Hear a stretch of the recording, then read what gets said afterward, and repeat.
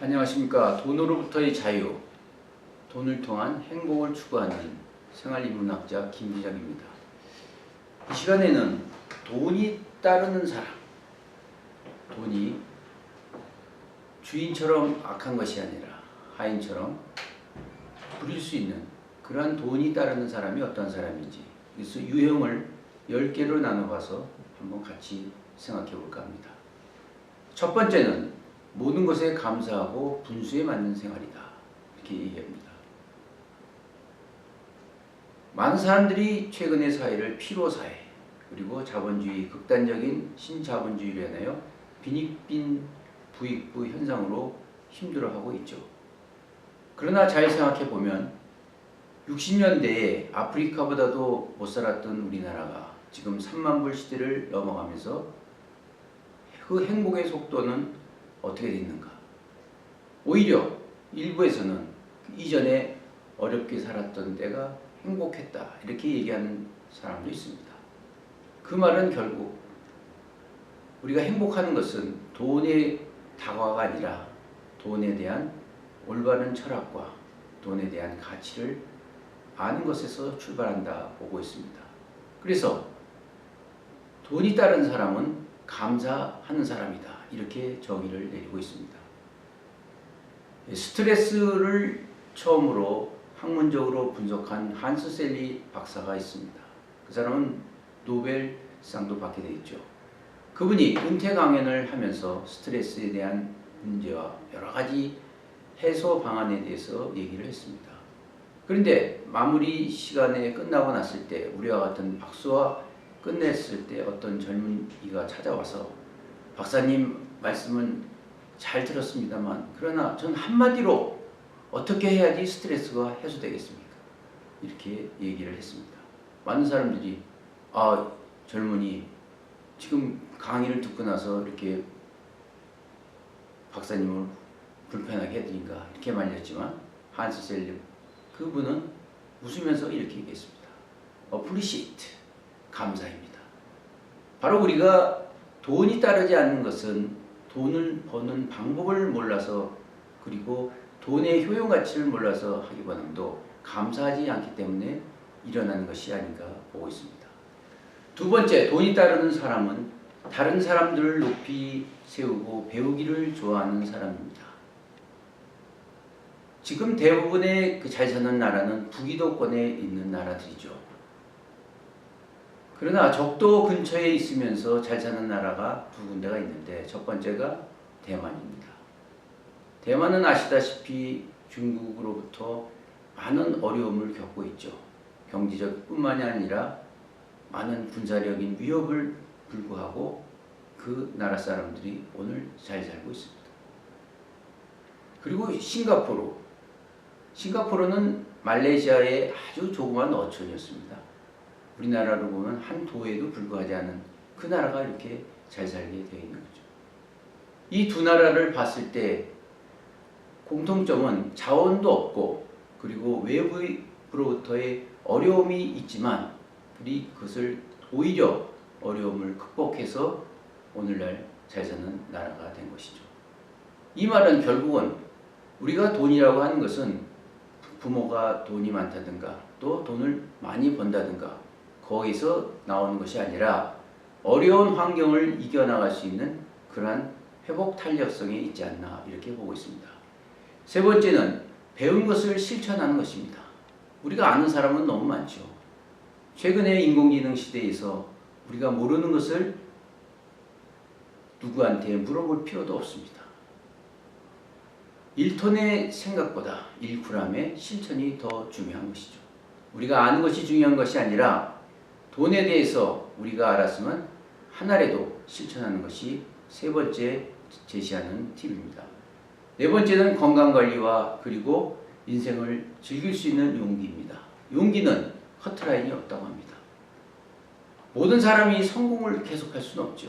성공한 사람도 처음에는 좌절과 실패와 어려움이 있었습니다. 그러나 중요한 것은 그러한 실패를 겪고 넘어진 그 자리에서 다시 일어날 수 있는 용기가 있는 것이죠. 오늘날 수많은 부자들, 그 사람도 처음에는 가난으로부터 출발한 것입니다. 다섯 번째는 돈과 자연과 모든 것을 사랑하는 마음입니다. 사랑하는 마음은 결국 모든 것을 긍정적으로 이해하고 그것을 이겨나가는 방법입니다. 우리가 많이 알고 있는 이 세상을 이끌어가는 법칙 중에서 이끌림의 법칙이 있습니다. 땅속 밑에 물이 있어야지 하늘에 비도 내리듯이 우리가 이끌림의 법칙, 우리가 돈에 대한 올바른 생각과 그리고 부자에 대한 올바른 가치를 가지고 있을 때 돈은 저절로 따라오는 것으로 보고 있습니다. 여섯 번째는 열정과 꿈의 방안새로 끊임없이 노력하는 사람입니다. 이전에 똑똑한 사람들은 암기력이 많아서 배운 것이 모두 다 기억력으로 나올 때 그 사람은 좋은 자리도 차지하고 공부도 잘한다고 봤습니다. 그러나 오늘날은 기억력이 좋은 사람, 암기력이 좋은 사람은 그다지 필요하지 않습니다. 창의력인 생각, 그리고 베스트 완이 아닌 온리 완이 될 수 있는 그런 사람들이 바로 돈을 끌어내는 동력이 된다고 보고 있습니다.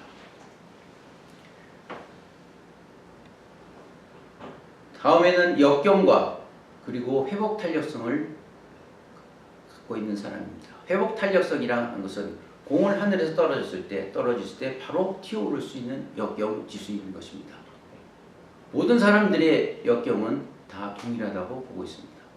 우리가 돈 많은 사람들은 행복할 것이다. 또 그 사람들은 어려움이 없을 것이다. 과연 그럴까요? 돈이 많다 보면 돈을 관리하는 어려움이 있고 또 돈을 추구하기 위해서 찾아오는 사람들이 많은 것을 보게 됩니다. 결국 행복의 평균은 돈에 과다해 있는 것이 아니라 그 어려움이 있을 때 어떻게 극복할 수 있느냐는 회복 탄력성에 있다고 보고 있습니다. 그리고 이제 여덟 번째는 이제 노후 100년, 인생 100년 시대가 되고 있습니다. 최근에 은퇴 연령이 갈수록 짧아져서 50대 중반에 은퇴를 하게 됩니다. 그러면 은퇴 후에 30년, 40년의 생활을 어떻게 지내야 되느냐? 이것은 새로운 시대, 아무도 가보지 않은 시대를 가야 하는 것이 우리 삶의 현장인 것입니다. 이럴 경우에 돈을 따른다고 하는 것은 돈 자체가 들어오는 것이 아니라 돈의 의미를 알고 그리고 인생의 취미를 가지고 돈보다도 더 중요한 가치를 갖고 사명을 갖고 일할 때 우리는 돈이 따르는 사람이라고 보고 있습니다. 아홉 번째는 가정이 행복하고 유행을 바라지 않는 사람입니다. 돈을 일시에 벌기 위해서는 복권 이상 되는 건 없겠죠. 그러나 아시는 바와 같이 복권이라고 하는 것은 840만 분의 1이고 어떻게 보면 가난한 사람의 돈을 모아서 한 사람에게 부를 제공하는 것일 뿐입니다. 결국은 돈을 번다는 것은 맨 산 위에서 눈덩어리를 만들어서 굴리면서 저절로 굴리면서 오르는 것이 돈이 벌어지는 것이지 억지로 행운이나 유행을 바라서는 되지 않다고 보고 있습니다. 이제 마지막에는 경제 공부입니다. 우리가 배움은 나이에 관계가 없습니다. 그리고 배움은 끝이 없다고 보고 있습니다. 지금같이 자본주의가 성숙되어 있고 경쟁이 심한 사회에서 과연 돈을 벌기 위해서 할 수 있는 방법은 결국 자신만이 가지고 있는 노하우와 그리고 경제 상식과 경제 공부와 그리고 미래를 볼 수 있는 예측적인 미래 예측을 통하여 우리가 돈을 벌었으면 합니다. 이제 정리하고 있습니다. 돈이 우리에게 많은 영향을 미치고 있지만 그러나 보다 중요한 것은 돈을 버는 것이 중요한 것이 아니라 돈을 어떻게 잘 써야 되는지, 우리가 이 세상에 태어났을 때는 우리 선택 의지와 관계없이 태어났습니다. 그러나 우리가 죽는 순간에는 우리 의지와 우리가 어떠한 선택을 하느냐에 따라 달려 있습니다.